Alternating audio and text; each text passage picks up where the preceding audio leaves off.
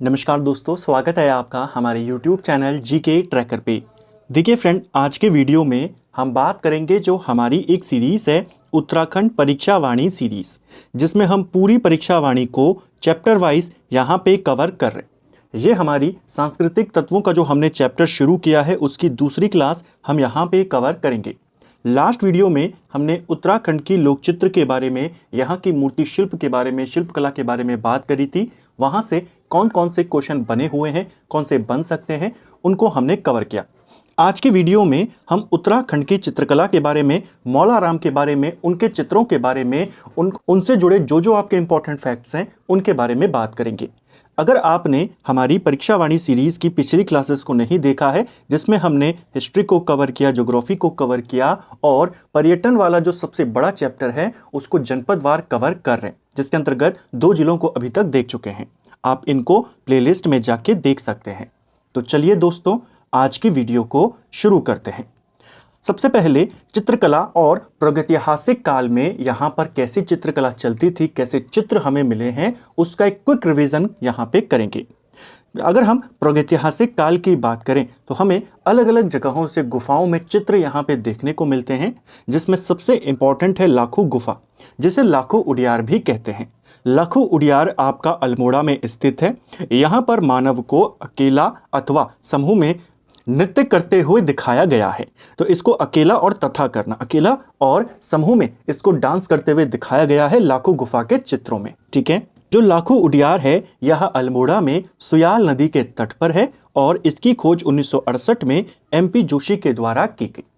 History जब हमने cover करी थी उत्तराखंड की, तो प्रागैतिहासिक काल को देखा था, उस काल के इंपॉर्टेंट स्थलों को देखा था, कहाँ से क्या चीज़ें मिली हैं। उसी काल के जो इंपॉर्टेंट स्थल है जहाँ से हमें चित्र मिले हैं उनका एक क्विक रिवीजन पहले करेंगे, फिर गढ़वाल शैली की ओर चलेंगे, जिसके सबसे इंपॉर्टेंट जो चित्रकार थे वो मौलाराम थे। तो लाखू उडियार को लेकर ये 3 बातें आपको ध्यान रखनी है। यहाँ से क्या मिला है, यह किस नदी के तट पर है और इसे कब और किसके द्वारा खोजा गया। इसके बाद अगला इंपॉर्टेंट प्रागैतिहासिक स्थल है लोईथाप। लोईथाप भी अल्मोड़ा में है। यहाँ पर मानव को शिकार करते हुए और हाथों में हाथ डालकर नृत्य करते हुए दिखाया गया है। कहाँ से? लोईथाप। ये कहाँ है? ये अल्मोड़ा में है और यहाँ से भी हमको शैलचित्र मिले हैं। शैलचित्र यानी पत्थरों पर, दीवारों पर चित्र यहाँ पे बनाए गए हैं। ठीक है, इसके बाद अगला है ग्वारखा उडियार या ग्वारखा गुफा हम जिसको कहते हैं। ये आपके चमोली जनपद में है। चमोली जनपद के डुंगरी गांव में अलकनंदा नदी के तट पर यह प्रागैतिहासिक स्थल स्थित है। यहाँ से हमें क्या मिला है? यहाँ से हमें मानव, भेड़, बारहसिंगा, लोमड़ी, अनेक पशुओं के रंगीन चित्र हमें ग्वारखा उडियार या ग्वारखा गुफा से मिले हैं। ठीक है, और भी सवाल बनते हैं यहाँ से। जैसे आपसे पूछा जाता है कि यहाँ पर मानव को किस आकार में दिखाया गया है, तो यहाँ पर मानव को, मनुष्य को त्रिशूल आकार में दिखाया गया है। ठीक है, ग्वारखा उडियार में चित्र जो बनाए गए हैं, जिसमें हमें पशुओं के भी चित्र मिलते हैं, मानवों के भी मिलते हैं। इस गुफा से संबंधित चित्रों का मुख्य विषय क्या है? अगर ये सवाल आएगा तो पशुओं को हांका देकर घेरना, पशुओं को हांका देकर यहाँ पे दिखाया गया है, हांका देते हुए दिखाया गया है मनुष्य को। ठीक है, गोरखा उडियार को फेमस करने का जो श्रेय जाता है वो राकेश भट्ट को जाता है। इनका नाम भी आपने याद रखना है। ठीक है, अगला है किमनी गांव। किमनी गांव ये चमोली के थराली में है, निकट थराली के स्थित है और पिंडर नदी घाटी में है, यानी पिंडर के तट पर है। ठीक है, यहाँ से हमें हथियार और पशुओं के सफ़ेद रंगों के शैलचित्र देखने को मिले हैं। ये क्वेश्चन पेपर में आया हुआ है कि सफ़ेद रंग के शैलचित्र कहाँ से मिले हैं। सफ़ेद रंग के शैलचित्र यानी पत्थरों पर सफ़ेद रंग से चित्र बनाए गए हैं। ये हमें चमोली के किमनी गांव से मिले हैं, जो थराली में पड़ता है, पिंडर नदी घाटी में। ठीक है, इसके बाद आता है हुडली। हुडली जो है हमारा, ये उत्तरकाशी में है। यहाँ से हमें नीले रंग के शैलचित्र मिले हैं, यानी यहाँ के पत्थरों पे जो चित्र हैं उनमें नीले रंग का इस्तेमाल किया गया है। ये मिला है हुडली से।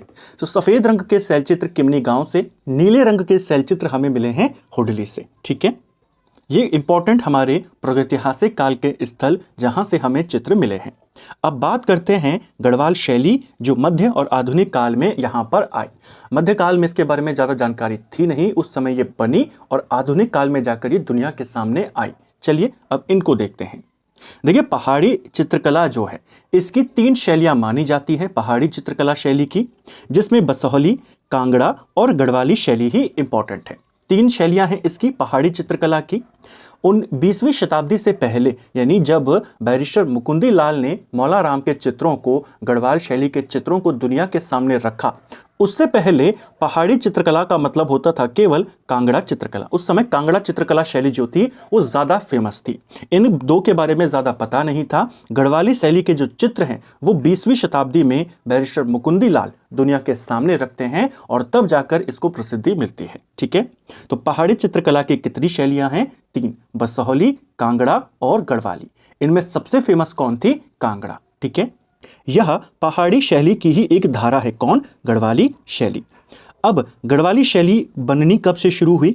गढ़वाली शैली का जो काल माना जाता है वो 16वीं से 19वीं शताब्दी तक का माना जाता है, जिसमें मुख्य रूप से जो शुरुआत होती है मुगल दरबार से जो चित्रकार यहाँ पे आते हैं उनके द्वारा। देखिए, सुलेमान शिकोह जो था यह दारा शिकोह का पुत्र था। शाहजहां के बाद जब उत्तराधिकार का युद्ध हुआ औरंगजेब और दारा शिकोह में, तो औरंगजेब ने दारा शिकोह को मार दिया था। उसका पुत्र भागकर गढ़वाल में आया शरण लेने के लिए। हालांकि पहले कुमाऊं में भी जाता है लेकिन वहां पर उसे शरण नहीं मिलती है। तो यह गढ़वाल में आता है 1658 में। उस समय गढ़वाल के जो राजा था वो पृथ्वीपति शाह था। ठीक है, जो सुलेमान शिकोह था इनको शरण देने का काम पृथ्वीपति शाह ने किया। पृथ्वीपति शाह के दरबार में सुलेमान शिकोह अकेले नहीं आया था, इसके साथ टोटल 17 लोग आए थे, जिसमें 2 इंपॉर्टेंट चित्रकार थे। एक थे श्यामदास और एक थे हरदास। श्यामदास पिता और उनके पुत्र हरदास। ठीक है, अब सवाल कैसे बनता है? सवाल बनता है आपसे, सुलेमान शिकोह कब आया? 1658। किसके दरबार में आया? पृथ्वीपति शाह। जो चित्रकार थे हरदास और श्यामदास ये किसके साथ आए? तो सुलेमान शिकोह के साथ। किसके दरबार में आए? पृथ्वीपति शाह।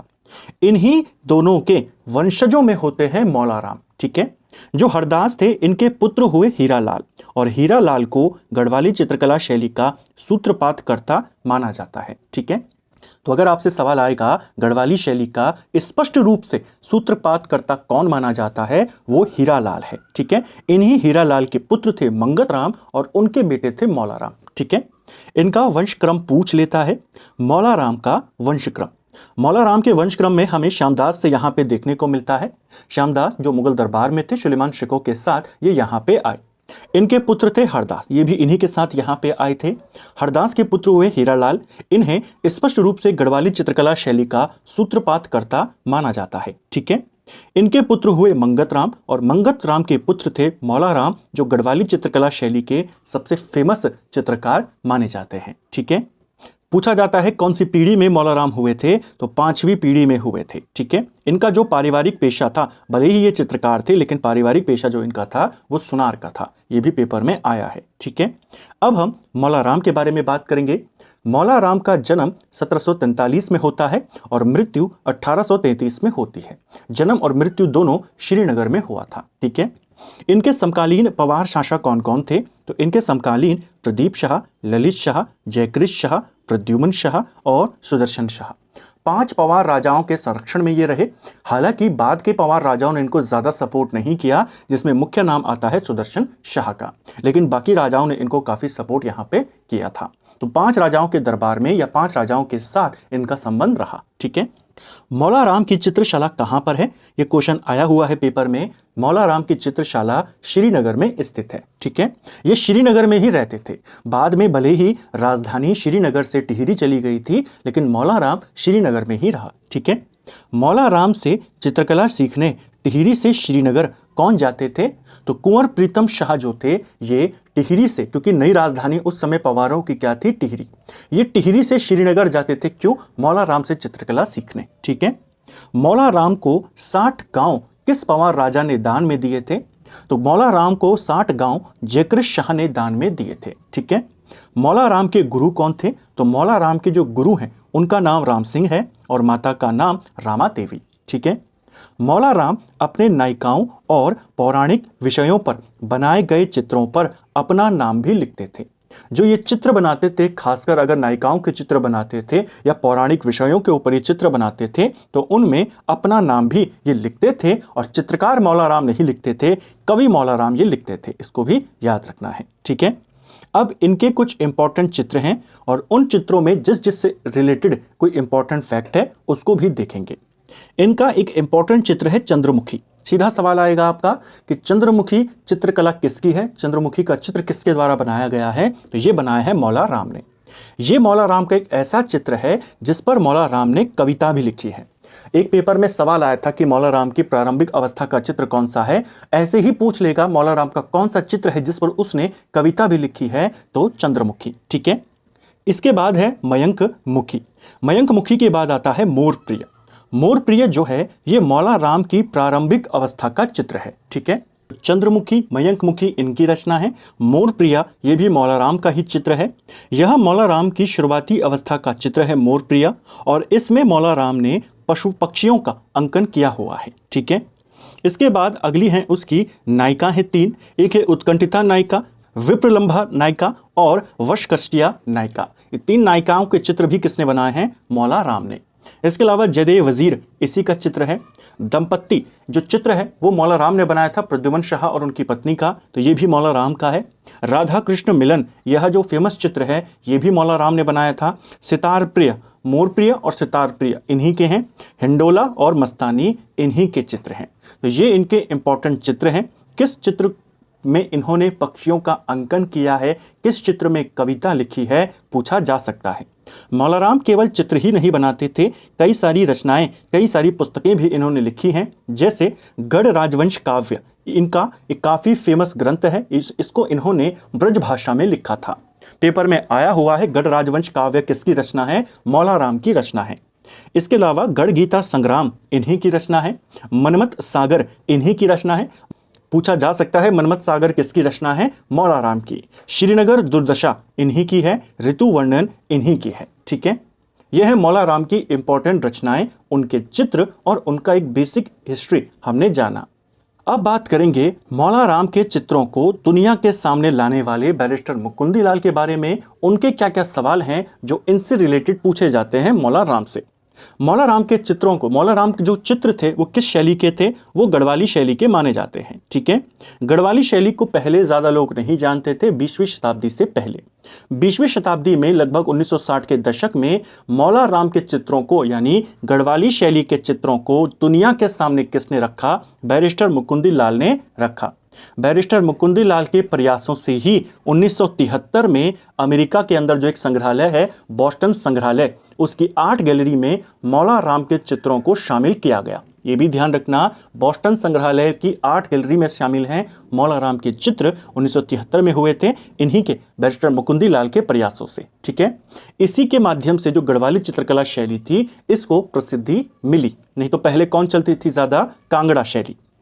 बैरिस्टर मुकुंदी लाल ने कुछ इंपॉर्टेंट किताबें भी लिखी। इसमें एक किताब है गढ़वाल पेंटिंग्स, इसके माध्यम से भी गढ़वाली शैली को प्रसिद्धि मिली।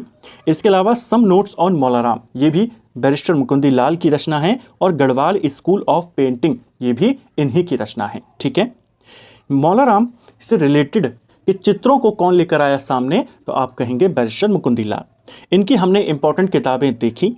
चित्रकला से जुड़ी कुछ और इंपॉर्टेंट किताबें हैं, जैसे गढ़वाल पेंटिंग एक और लिखी गई है, ये अंग्रेजी में लिखी गई है। इसे वी आर्चर, कुछ जगहों पर WG आर्चर इसका नाम दिया गया है, इन्होंने लिखा है।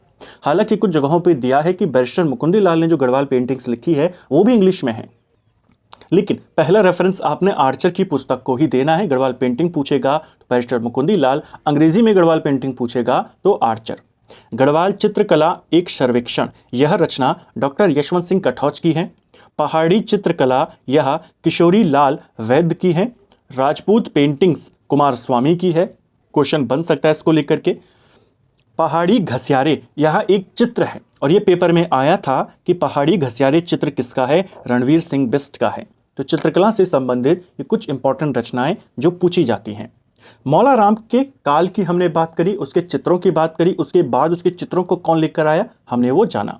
मौला राम के बाद जो प्रसिद्ध चित्रकार हुए उसमें 2 चित्रकारों के नाम आते हैं, एक है चैतू और एक है माणकू। मौला राम के भी पुत्र थे, वो भी चित्रकारी ही करते थे, उनके नाम ज़्यादा प्रसिद्ध नहीं है। मौला राम के पुत्रों के नाम थे ज्वालाराम और शिवराम, वो भी गढ़वाल शैली के ही प्रसिद्ध चित्रकार थे, लेकिन वे उतने फेमस नहीं रहे जितने मौला राम के बाद चैतू और माणकू रहे। ये दोनों भी सुदर्शन शाह के दरबार में रहे थे। हालांकि अलग अलग जगहों पर इनके कालखंड अलग अलग देखने को मिलते हैं, लेकिन ये सवाल पेपर में बना है कि चैतू माणकू किसके दरबारी थे? सुदर्शन शाह के। ठीक है, अब चैतू को लेकर क्या सवाल बनता है? 3 लाइनें हमने लिखी है, तीनों से सवाल बनता है। कृष्ण लीलाओं के चित्रण के लिए फेमस था चैतू। चैतू की 13 चित्रों की रुक्मणी हरण चित्रमाला सुरक्षित रखी गई है वाराणसी कला भवन में, और ये अपने बनाए चित्रों के पिछले भाग में हस्ताक्षर भी करता था। सीधा सवाल आएगा, कृष्ण लीलाओं के चित्रण के लिए इनमें से कौन सा चित्रकार फेमस है? चैतू। रुक्मणी हरण चित्रमाला जो है वो किसके द्वारा बनाई गई है? चैतू।